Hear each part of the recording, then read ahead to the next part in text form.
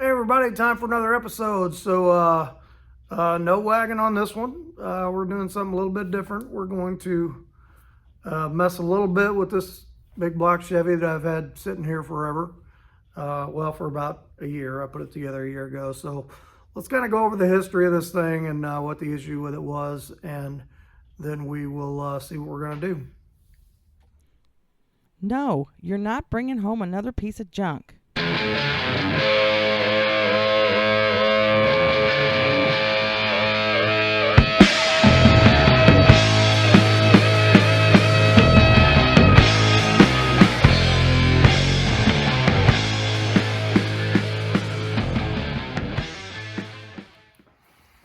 All right, so anybody who's followed the channel for a while kind of knows what this is. So a year and a half ago, did a video series on kind of rehabbing an old 1988 Chevy RV that my wife and I have done a little bit of camping in with our grandkids. Had a really good time with it. But when I bought it, it had a blown engine, had a bad 350 in it. And I bought this 454.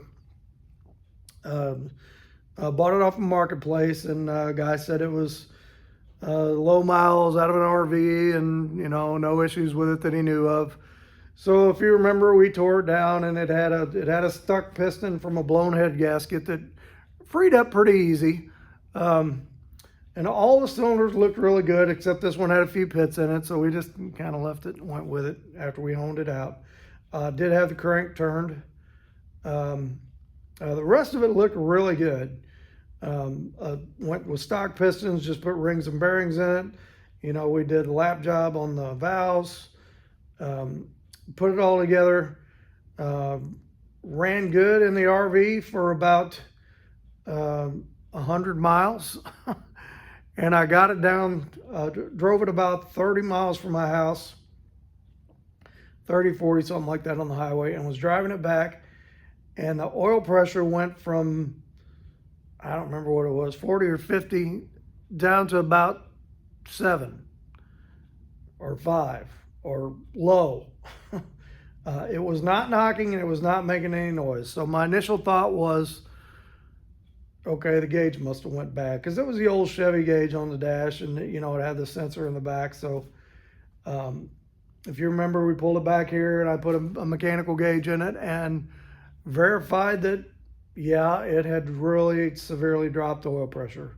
So before it made any noise, before it hurt itself, I went ahead and pulled it. I had a small block, another good small block here. I threw that in the camper. That's what I've been running in that. And I just put this on the stand and left it for now. And I figured I'd get back to it eventually. So this is eventually. So what we're going to do is, I got that Suburban, if you saw that video series that we're starting, and I'm going to be, I want to use this in the Suburban, but I got to figure out what happened to it. So after a little bit of research, let me show you what I found, and I think I know what is going on with this thing. All right, so this is a 93 454, which is the Mark V. And these are a little bit different than the older ones. These have the non-adjustable valve train. So I put a stock cam back in it. And one of the other things on these is they did not have provisions for an oil filter. They had a remote setup for a remote oil filter and cooler. And what you got to do on these things, let's see if I can get down here and show you. Oh, it's a long way to the floor for old people. Okay. So, whoops. There we go. Okay. So to make this, I changed this over to a regular oil filter. And what you got to do is, down where this adapter was, there was an oil bypass valve, a little spring-loaded valve. And there was another one here. So looking on a couple of websites, what you do is you take this oil bypass valve out, you screw this in there, you leave this oil bypass valve in, and you plug off the cooler lines, which are right there, and you're good to go. And that's what we did. But reading later, it says I probably should have replaced this oil bypass valve, and I dug this out of the block, not just that one hole a few minutes ago. They say these can go bad, and when they do, you have the exact symptoms of what happened. You have a dramatic drop in oil pressure. So, I got a new one. Got the GM part number. I looked this up on, I think it was Eckler's had a good article about how all this works. So being this thing never knocked, and it never got to 0 oil pressure, and I barely ran it past the time it had the problem, I'm not going to start by tearing it all apart. I am just going to change that oil bypass valve, and then I want to test it and see, did that bring the oil pressure back? Hopefully. If not, we'll have to tear it apart. Here's the other part of the equation. This is an old body cart that I had my 48 Plymouth on, and my buddy Kyle's been borrowing this thing for his 53 Chevy. He's done with it. He brought it back, and I thought, I am going to take this and build me an engine run stand out of it. Because I'll tell you what, after doing that body off restoration of that 48 Plymouth, I don't think I'm going to be doing another one of them anytime soon. That was a long, expensive project. So I think this will make a much better engine run stand. And if I ever to get that crazy again, I'd probably get a rotisserie. So what we did here is I made some marks. There, here.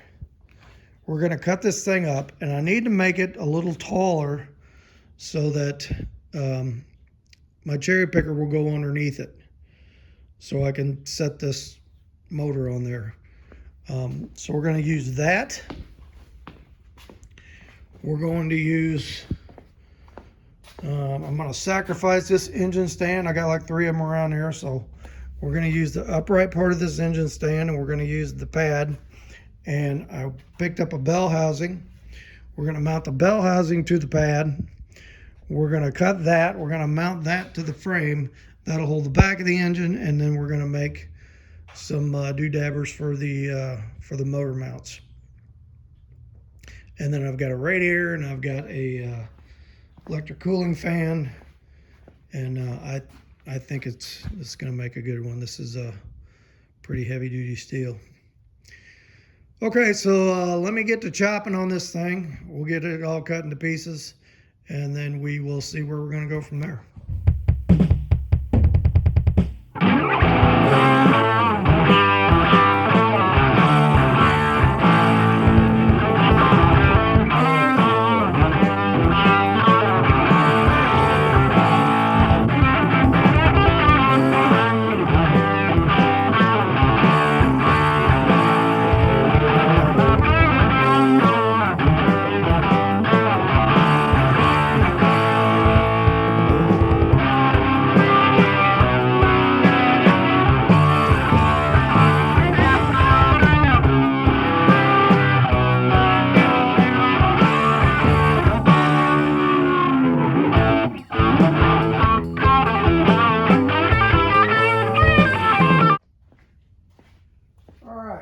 So there's the initial destruction. Let me show you how I got this thing laid out in my head. Oh. Why do I feel so old? Not that old, I'm 58, but man, some days it just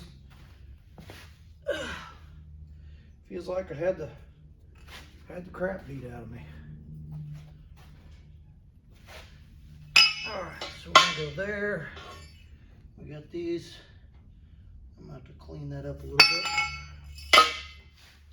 We're going to go like that. Then we're going to take these wheels and we're going to do like this on all four. That will give me enough height in the center that I can get my cherry picker underneath this thing to be able to get a motor on and off of it. So, let me clean this up before I weld it. Oh, was that one of my old welds? I made this thing like at least 10 years ago, I think. Maybe longer than that, maybe 15 years ago.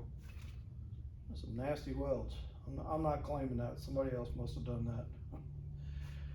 Okay, let me clean this up and we'll tack this thing together and see what it's going to look like.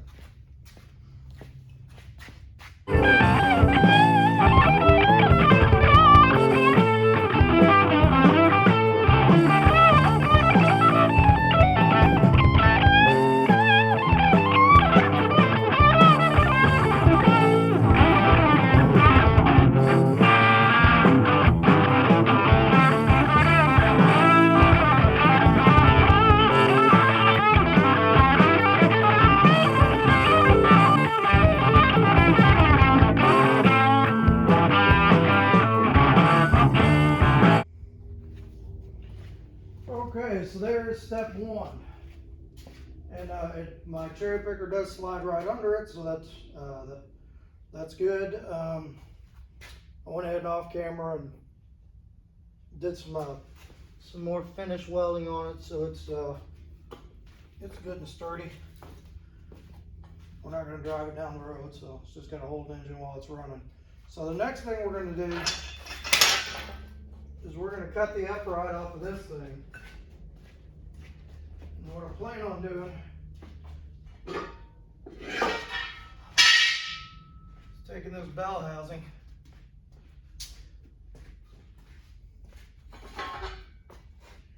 bolting it to the transmission holes like this, and then the motor will just slide right, go right on there.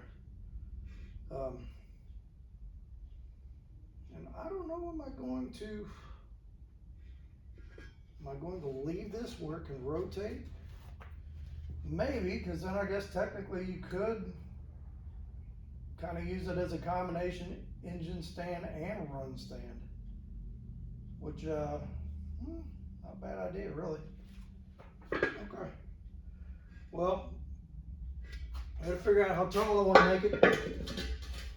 I don't want the engine way up here. I just want to have enough clearance on the pan that I can get a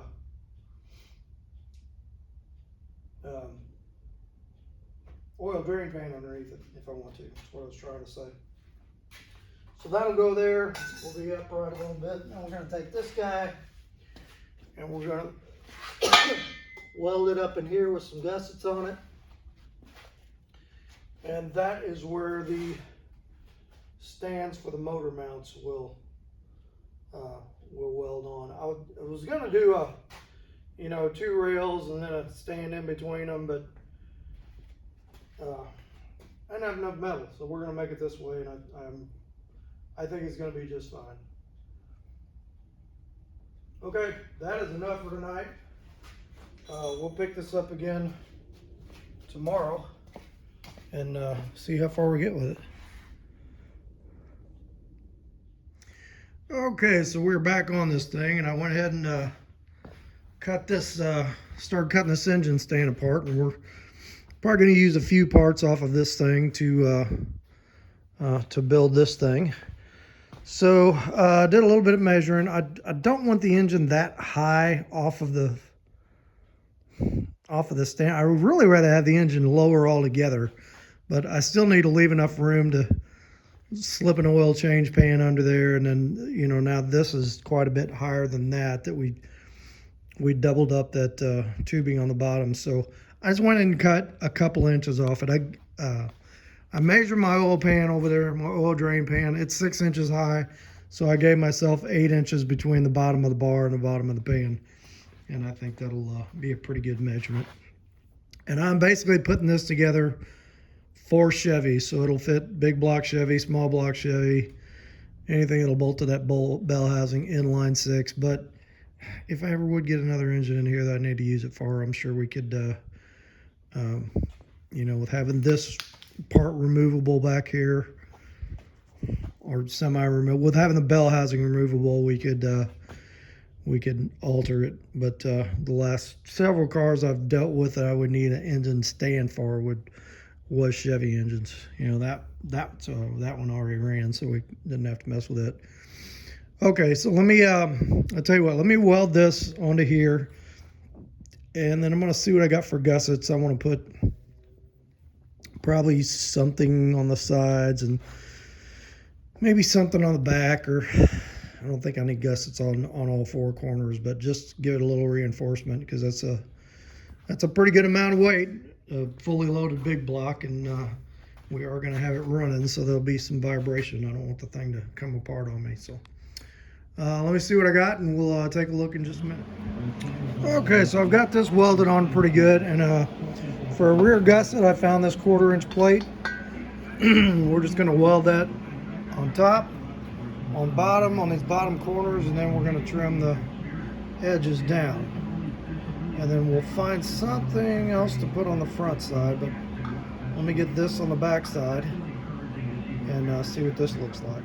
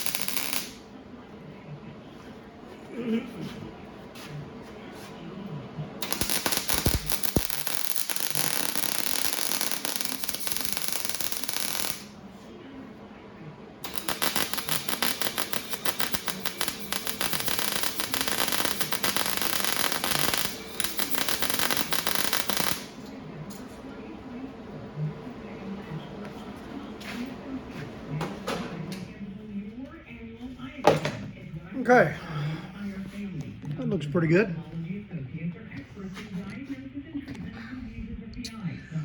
All right, so let me search around, see what I can find for, got a booger on there we need to get off, what I can find for a front support for that, and we'll get that welded on, and then we'll take another look. All right, so I think we can pretty well guarantee that's not going anywhere. I found some 1/4-inch angle iron, welded it on the bottom, welded all around there. Then I went back and welded the back of this other piece we put on there. And then that tube is welded all the way around. So I almost broke my cutoff blade. I'm pretty confident that is going to be strong enough. So what I need to do, I need to find some bolts, bolt the bell housing to this. And then I want to go ahead and clean up over here and get the engine over here and get it. I'm going to put the flex plate on it, but let's get it bolted to the bell housing and then just hanging there. And then judging by that, we'll figure out how we're going to do our front mounts. So yeah, I think that'll work. Let me do that. I'll find some bolts, we'll clean up and find a chain for the engine, and we'll be back here shortly. All right, as you can see, that worked pretty good. So now these bolt holes did not match up with the bell housing bolt holes, so I had to drill through that bell housing and mount that on there, which that's bell housing is just going to be for this anyway, so that's okay. But you can see we got plenty of room in front to put a radiator and to put some kind of control panel up there, and we'll have our cooling fan on there. So I think all that is going to work just fine.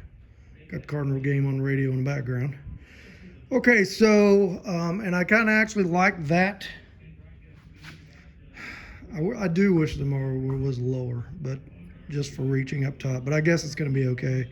I'm going to have to come up with some kind of exhaust to go out back here. We're just going to have, it's going to be shooting right out there at you.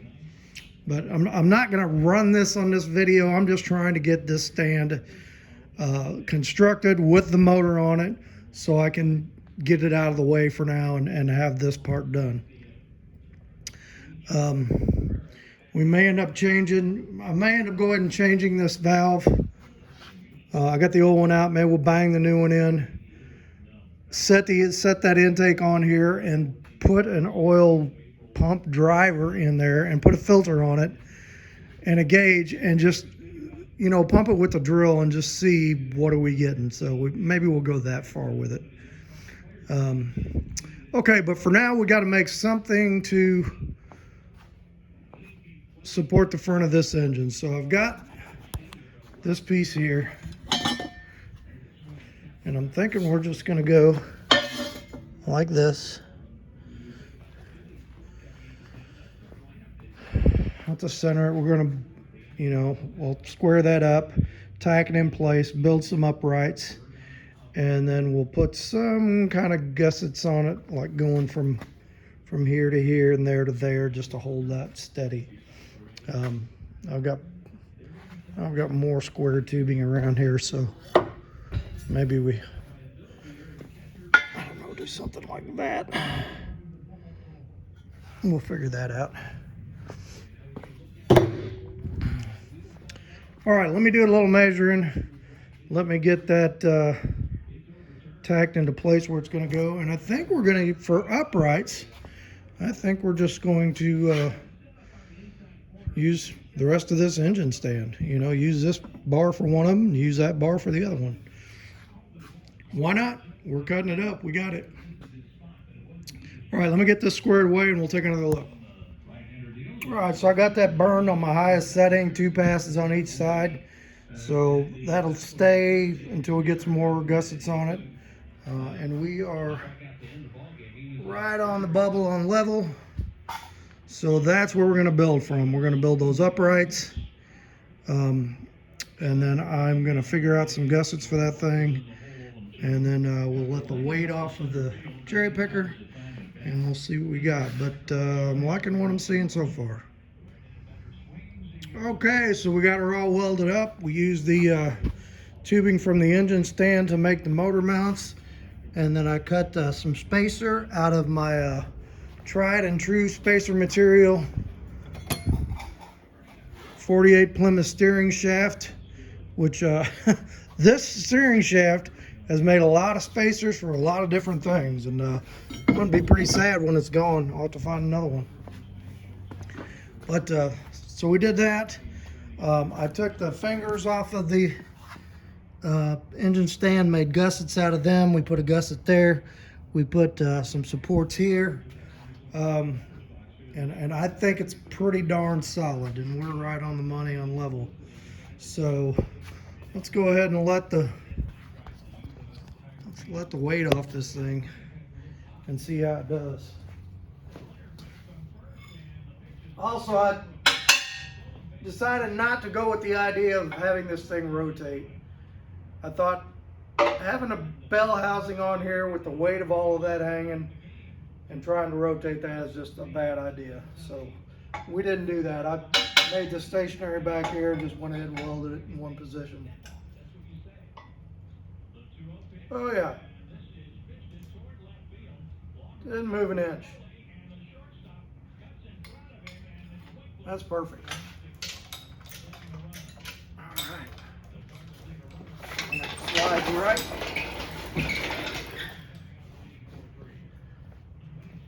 Right on the money. Engine hoist fits right underneath it.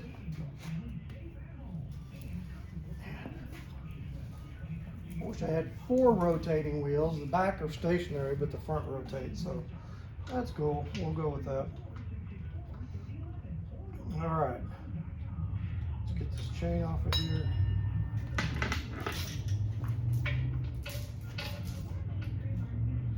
I'm going to stop on the way home from work tomorrow and grab a oil filter. We'll put it on here and we'll try and drive that oil pump, put the valve covers off, and just see what we got. I got an oil pressure gauge. See if I got the fittings for it. We'll put that on there and see if we build any pressure that way.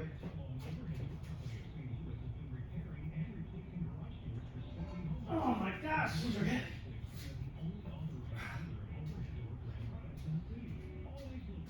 These big block cast iron intakes, I think they're about 75 pounds. Which I am not going to use this thing. But I need it on here to drive the oil pump. I'm going to get an aluminum one. That's just too much weight. There, that'll seal her up. Okay, I think that's pretty good for today. We'll call it good for today, and we'll get back on this tomorrow. But yeah, I think it came out good. Now we need to I need to get my radiator on there. I got a radiator, and I got an electric cooling fan. There's plenty of room in front to mount the radiator, mount the cooling fan, and have some kind of control panel up here. And then I don't know if we'll make a place to set. Maybe we'll make a little square down here to set a battery. Like I said, we're not going to run it on this one. I just wanted to get this done to kind of help clean some things up in here. So. All right, we'll check back with it tomorrow. Okay, so I went ahead and put the oil pressure relief valve in here, and it's just a little like a press fit. You put it in there so you can see it right there. Just take a socket, put it on the outside of that, tap her up in there. So now what we're going to do is I'm going to throw a new filter on this, fill it up with some oil. We're going to put an oil pressure gauge on here. And I'm going to drop, I've got an old distributor with the gear, cam gear off of it. We're going to drop it in there, get a drill out here, and we're going to see what kind of oil pressure we can build with this thing. So let's see what we got. Okay, so got the gauge hooked up, got an oil pump driver in here. Let's put a drill on this thing and see what we can get. We should be able to get decent oil pressure with a drill. If we do, maybe we throw a starter and a battery on this thing and see what the cranking oil pressure is. But I know when I took it out, I had about 5 pounds when it was running, which is not very good.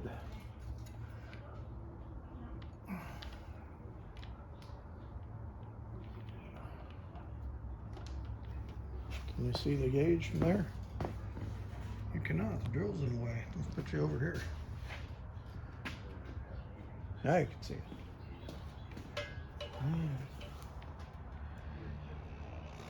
Not really. This way.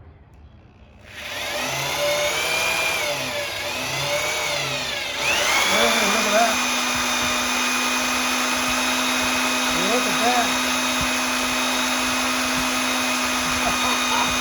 I think we're fixed it. And I got oil coming up through the rocker arms. I'll be darned. I pulled this motor out for a $7 part. Unbelievable.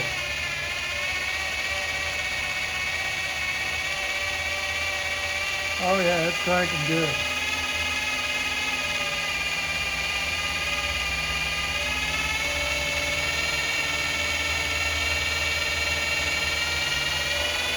Yeah, even cranking it slow, I got 50 pounds. Unreal. All right, so here's a good lesson. If you're messing with a Gen 5 or a Gen 6 454 and you suddenly lose oil pressure, it could very well be that. Who would have thought? All right, I think what I'm gonna do is turn the camera off for a minute. I'm gonna go ahead and throw a starter on this thing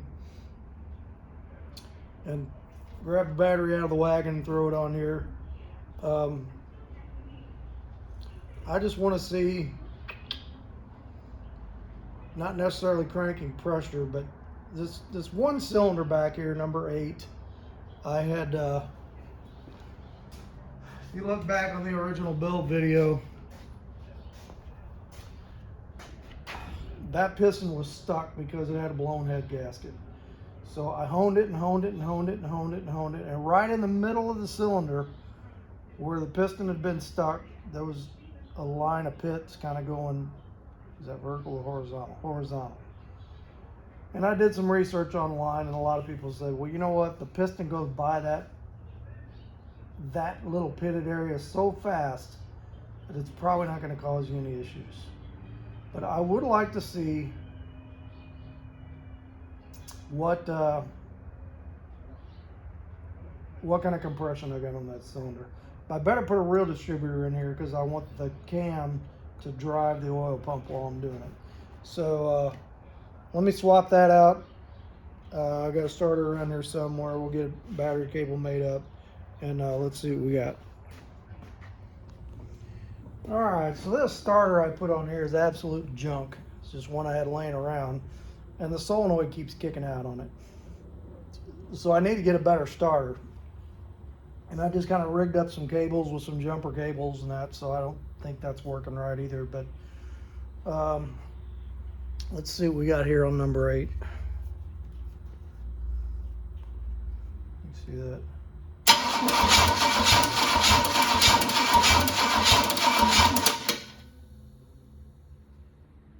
A little over 100.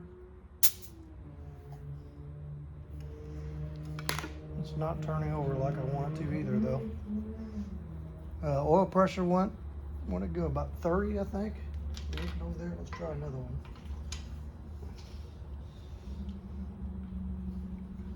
Need to get a better starter on here to really crank it and see what we got.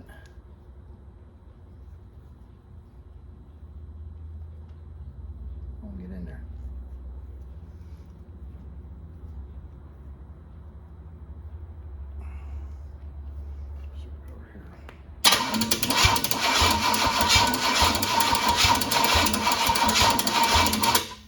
About 100.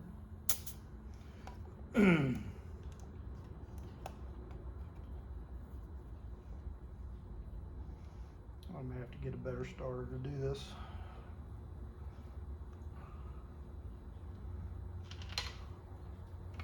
Let's try one on the other side too.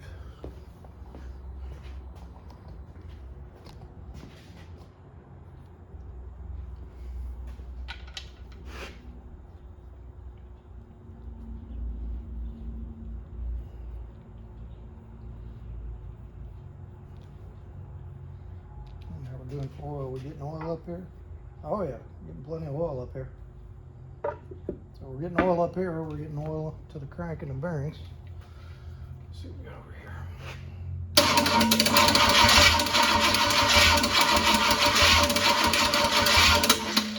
Right at 100. Kind of expected more, but it is freshly re-ringed and probably has less than 100 miles on it, so may not be sealed and broke in yet, but at least we got some consistency going on. All right, so I think I'm gonna stop right there on this video. We got most of what I wanted to get done finished, and we verified that we've got oil pressure on the engine again. So when I get back on this, we'll get a radiator mounted on it. We'll get a control panel made on it. We'll run some exhaust. We'll put a carburetor on it, and we'll actually run the thing on the stand for a while. Probably won't be doing that for a while. I want to finish up a couple things on the wagon, the brakes, and the transmission problem. But I've got another project car coming in here this weekend that will probably be my next video, and maybe we'll just throw a clip of, we'll do a little drive on the wagon on that one to show that we got it going instead of doing another whole video on a thing. But anyway, I think we accomplished what we wanted to, and I'm very happy that I think we've saved this engine and are not going to have to do a full tear down on it, and we can use it on that Suburban. So, all right, let's get a word from the Lord, and we're going to call it on this one. Everybody, thanks for following along on the video. So you get a bonus video this week. I got 2 of them out this week. So very happy to see that the oil pressure problem is fixed on the engine. And a little weird on the compression. I expected more out of that, but let's get a good starter on it and, you know, actually finish the run stand and run it a little bit and see what we got. But I'm 90% sure that that motor is going to be okay and be a good candidate for the swap in, when we get around to the Suburban. But anyway, that is later down the road. For a message today on Bible study class last night, we were talking, touched on about, is God arrogant? Is he an egotist?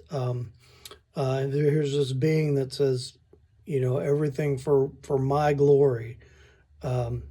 And you'll hear people, secular people say, well, you know, I don't want a deity like that everything is for him and it's all about him. You know, that's just selfishness and arrogance and megalomania. So that's, it's a good question. Does that make God arrogant? Talked about a few things last night. I also found this article from Albert Mohler I wanted to reference. Had some good points in there too. So it talks about is the God of the Bible the supreme egotist? And the question arises when human beings contemplate the meaning of the truth that God does everything for the sake of his own glory. But as human beings, we are trapped in a human frame of reference. When we think of motivation, we start to think about our own self-conscious knowledge of our own motivations. And our motivations are come from our sinful nature from the fall. For a human being to seek his own glory, that's narcissism in its purest form. And human egotism is constantly on display. And if we're honest, we have to say that we seek our own glory as a reflex, not always as a intentional. I have to watch myself doing these YouTube videos because, I'll kind of look at the number of views we got and it's like, oh yeah, man, they're up there this week. I'm feeling pretty good about me, but it's not about me. It's about putting the message out for the Lord, and He just kind of lets me use my little hobby of car stuff to reach my however many viewers I got every week, and it's for doing His work. It's not about me or for me. If people were watching it for me, it'd be in pretty sad shape. So in reality, that seeking of glory is kind of the essence of our sin. Our desire for glory is inherently idolatrous and selfish. So Paul talks about this in Romans, and we're going to look at Romans 1:22 and 23. And it says, professing to be wise, they became fools and exchanged the glory of the incorruptible God for an image in the form of corruptible man and of birds and four-footed animals and crawling creatures. Therefore God gave them over in their lust of their heart to impurity, that their bodies might be dishonored among them. Oh, that was actually 24. So we want, as sinful beings, we want the glory that belongs to God alone. And so, no, He is not a megalomaniac, and He is not an egotist, because He is the only one, the only being, the creator that is deserving of those things. When we want the glory, and we're not deserving of it, and there's nothing we can do to be deserving of it, He is deserving of it. Let's see, the Bible tells us that God does all things for the sake of His own glory. As God spoke to His people through the prophet Ezekiel, therefore say to the house of Israel, thus says the Lord God, it is not for your sake, O house of Israel, that I'm about to act, but for the sake of my holy name, which you have profaned among the nations to which you came. And I will vindicate the holiness of my great name, which has been profaned among the nations, and which you have profaned among them. And the nations will know that I am the Lord, declares the Lord God, when through you I vindicate my holiness before their eyes. That's Ezekiel 36:22 and 23. So God's saving acts are for the sake of His own glory, even as the people are redeemed. He loves us, and He invites us along for that. He acts to vindicate His own name and to display His own power and holiness. The display of His power and holiness is on, or the display of His holiness and power is all through creation, everywhere we look. It serves as the theater of the glory of God's redeeming love. I love the way He put that. The drama of God's redemption accomplished in Christ is the great story on display. In the consummation of history, the revelation of a new heaven and a new earth will become the platform for the manifestation of the glories of the triune God throughout eternity. That does not make God a megalomaniac. That makes Him, He is the only one that is deserving of that. God can rest in nothing other than Himself and cannot be satisfied with anything less than Himself. He is complete and total perfection. When a human glorifies himself, he robs others of joy. Human megalomania causes hurt and harm to others, not blessing and joy.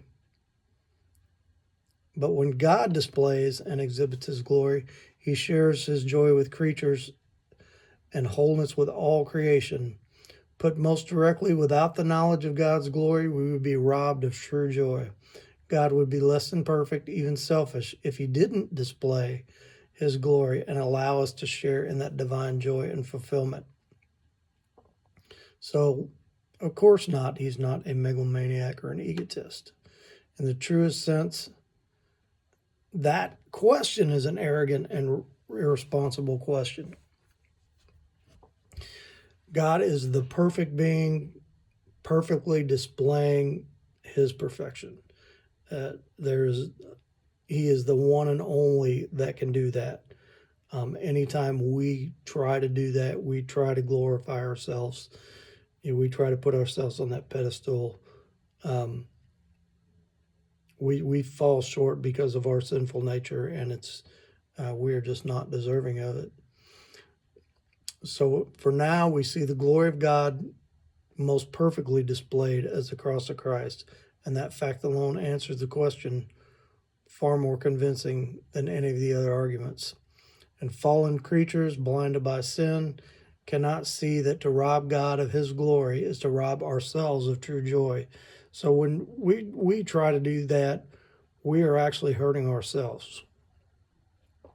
It takes the grace of God to make that known to us. Incredibly enough, God glorifies himself in making himself known to sinners and saving them through Christ's perfect atonement for sin. And awesome article. I really enjoy that, and enjoyed the points that we made at Sunday school class last night. Brother Bruce, who you saw in here a couple videos ago, taught that class, and great stuff. So, hope you enjoyed that message. If that is a natural question I think we have as Christians and as non-Christians who may be watching this. So, we need to be prepared as Christians when a non-Christian brings us that question, that we can answer it, and we can answer it pointing to God's word.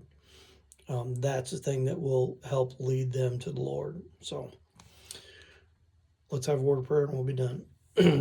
Father, I just thank you for today, and thank you for the opportunity of this ministry, and thank you for the opportunity to honor you, to glorify you, to praise you in your perfection, and just ask that you would help us all to humble ourselves and to realize that our position in reference to you, that your perfection is displayed in your glory, and to be grateful that you invite us along to witness that glory. And also want to continue to pray for little Cooper that we have prayed for on the last video on here.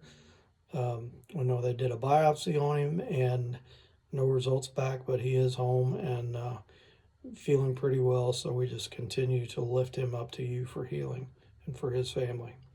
We ask this in the name of your precious son, Jesus. Amen. All right, hit like, hit subscribe, leave a comment, and we will catch you on the next one.